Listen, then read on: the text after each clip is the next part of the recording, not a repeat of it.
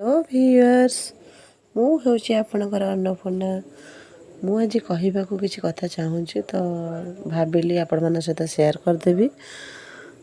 मु शिक्षा विषय किसी कहवाक चाहूँगी।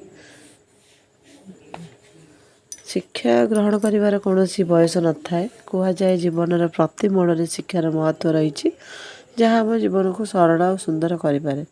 शिक्षा एक प्रकार साधना जी शिक्षार महत्व बुझी से केबे कौनसी क्षेत्र में हारि नहीं। आमको पिला बेलू ही शिक्षा प्रदान करा जाए। व्यक्तिर अंतर्निहित पूर्णता अभिव्यक्त व्यक्तिर कौन भी शिक्षा बाहर आसी न थाए। सबू मनुष्यर भितर ही रही थाए। शिक्षा बिना मनुष्यर किसी अस्तित्व नहीं। आजिकल बिना शिक्षार बंचा बहुत कष्ट। शिक्षा पाई व्यक्तिर विचार सजीव होता है। शिक्षा द्वारा व्यक्तिर विकास होता है। शिक्षा केवल चाकरी हो न थाए। शिक्षा पाइबा द्वारा लोक मानकर बहुत ज्ञान बढ़ी थाए। शिक्षित लोक समाज को ठीक भाव में बुझीपारती। से भविष्य भल योजना करपारती और सुंदर समाज गठन करपारती।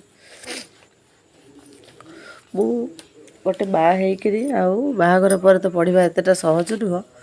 तथापि मोर पाठ पढ़ा चालू रखी। जिते बड़े भी मत घर काम टे फुर्सत मिले मु पाठ पढ़ाई बसी पड़े। मो पुओ को भी पाठ पढ़ाए ता सहित मु भी निजे किसी पाठ पढ़े। सब प्रकार कॉम्पिटिटिव एग्जाम प्रिपरेशन हुए ओ ट्रिपल एसएससी हो कि ओएसएस टीईटी हो कि ओटीटी हो सब एग्जाम दिए। बीड कर सारा पर मोर ओएसएस टीईटी चली से एग्जामटा दवाई मुझे बर्तमान प्रिपरेशन करुँची।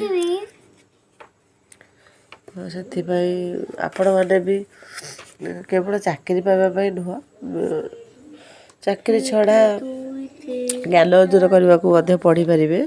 जो माँ मैंने घरे बसुँच रिल्स बा मोबाइल बा किसी सीरियल हरिका देखुँच तो न देखिए जदि आम किटा ज्ञान अर्जन करवा बही पढ़ाटा को अनवरत चालू रखा से आम ज्ञान अर्जन कर।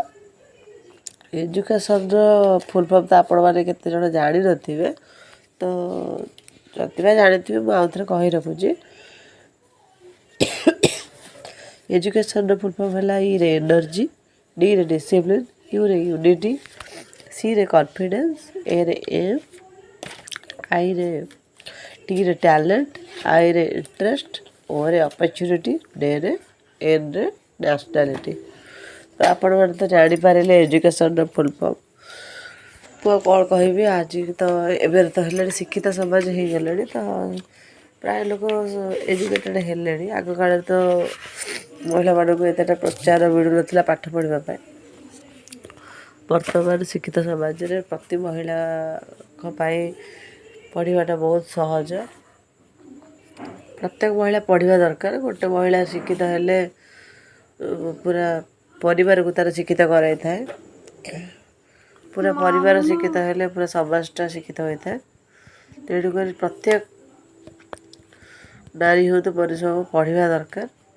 किसी ना किसी ज्ञान हरण करवा दरकार। केवल से चाकरी आम पढ़ा ता नुहे आम पढ़ा द्वारा आमर ज्ञान अर्जन कर। मुझे ठीक कहली कि भूल कहली आपण मैंने कमेंट माध्यम जनइबे। रहुची नमस्कार।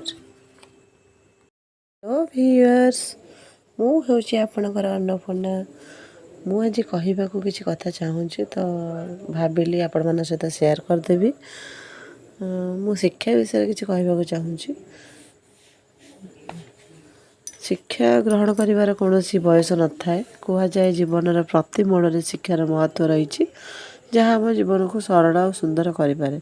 शिक्षा एक प्रकार साधना जी शिक्षार महत्व बुझी से केबे कौनसी क्षेत्र में हारि नहीं। आमको पिला बेलू ही शिक्षा प्रदान करा जाए। व्यक्तिर अंतर्निहित पूर्णता अभिव्यक्त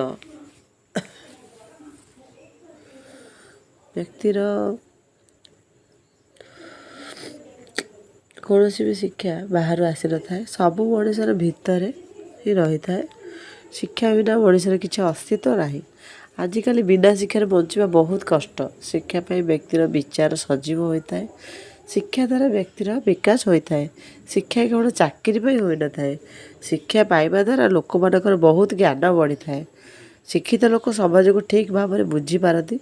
से भविष्य भल योजना करपारती और सुंदर समाज गठन करपारती। मु गोटे बाहरी बाहागर पर तो पढ़ा एतटा सहज नुह। तथापि मु मोर पाठपढ़ा चालू रखी। जिते बड़े भी मत घर काम टे फुर्सत मिले मु पाठ पढ़ाई बसी पड़े। मो पुओ को भी पाठ पढ़ाए ता सहित मु भी निजे किसी पाठ पढ़े। सब प्रकार कॉम्पिटिटिव एग्जाम प्रिपरेशन हुए ओ ट्रिपल एसएससी हो कि OSS TET हो कि OTT हो सब एग्जाम दिए। बीड कर सारा पर एबे मोर OSS TET चली से एग्जामटा दवाई मुझे बर्तमान प्रिपरेशन करुँच। तो से आपण मैंने भी केवल चाकरी पाइबापी नुह चाकरी छड़ा ज्ञान अर्जन करने को पढ़ी पारे। जो माँ मैंने घरे बसुँच रील्स बा मोबाइल बा किसी सीरियल हरिका देखुं तो न देखिए जदि आम किटा ज्ञान अर्जन करवा बही पढ़ाटा को अनवरत चालू रखा से आम ज्ञान अर्जन कर। एजुकेशन फुल फॉर्म तो आपण मैंने केते जण जानी नथिबे तो जति बा जानिथिबे मु आउथरे कहि रखुची। एजुकेशन फुल फॉर्म है ई रे एनर्जी, डी रे डिसिप्लिन, यू रे यूनिटी, सी रे कॉन्फिडेंस, ए रे एम, आई रे टी रे टैलेंट, आई रे इंटरेस्ट, ओ रे अपॉर्चुनिटी, डे रे एन रे नेशनलिटी। तो आपण मैंने तो जानीपारे एजुकेशन फुल फॉर्म। तो कौन कहि आज तो एवं तो है शिक्षित समाज हो गले तो प्राय लोक एजुकेटेड है। आग काल तो महिला मानक एतटा प्रचार मिलू ना पाठ पढ़ापी। वर्तमान शिक्षित समाज में प्रति महिला पढ़ाटा बहुत सहज। प्रत्येक महिला पढ़ा दरकार। गोटे महिला शिक्षित हेले पूरा परिवार को तार शिक्षित कराई थाए। पूरा परिवार शिक्षित हेले पूरा समाजटा शिक्षित होता है। तेणुक प्रत्येक नारी हो तो पुरुष हो पढ़ा दरकार। किसी ना किसी ज्ञान हरण करवा दरकार। केवल से चाकरी आम पढ़ा ता नुहे आम पढ़ा द्वारा आमर ज्ञान अर्जन कर। मु ठीक कहली कि भूल कहली आपण मैंने कमेंट माध्यम जनइबे। रहुची नमस्कार। हेलो व्यूअर्स मु हूँ आपणकर अन्नपूर्णा। मु आज कहवाक किसी कथा चाहूँगी तो भाविली आपण मान सहित शेयर करदेवी। मु शिक्षा विषय किसी कहवाक चाहूँगी। शिक्षा ग्रहण करिवार कौनसी बयस न थाए। कहुए जीवन प्रति मोड़ शिक्षार महत्व रही जहाँ आम जीवन को सरल और सुंदर करे। शिक्षा एक प्रकार साधना। जी शिक्षार महत्व बुझी से केबे कौनसी क्षेत्र में हारि नहीं। आमको पिला बेलू ही शिक्षा प्रदान करा जाए।